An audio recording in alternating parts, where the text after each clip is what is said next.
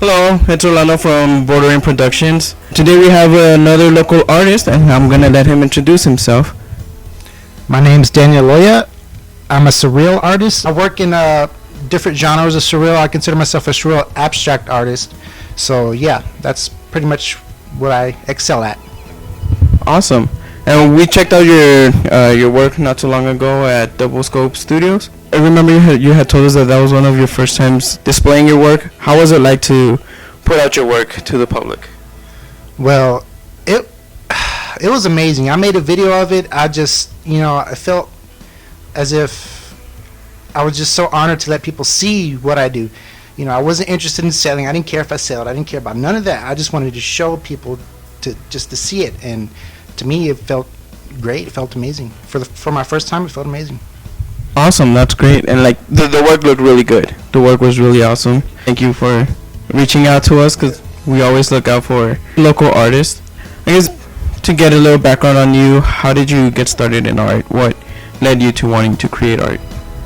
Well, it started ever since I was a small boy. I started off as your typical young child, wanting to draw dinosaurs, robots, cars, Predator, stuff like that.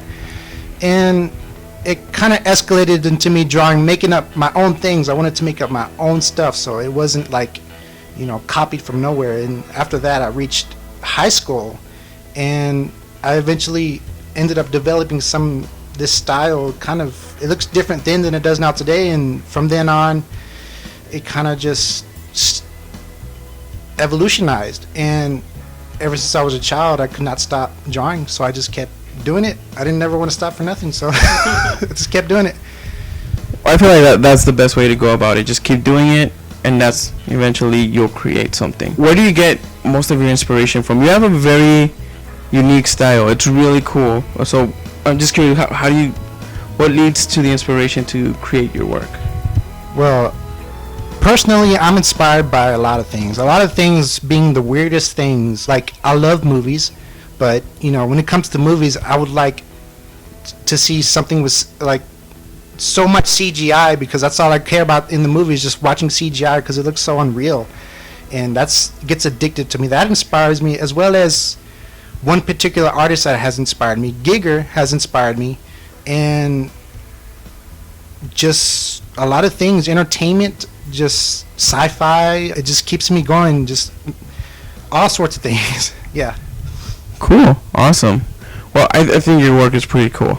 Like, it's really awesome. And then, were you born and raised in El Paso, or are you from out of town? I was born and raised in Abilene, Texas, and then I moved to Dallas, and then from there to El Paso. Awesome. How do you like the art scene here in El Paso right now? Well, I love it. I'm kind of nervous because the art scene compared to here is like completely different. I mean, compared to what I do, the art scene is different, and it makes me nervous because what I do is like, how does that fit in here?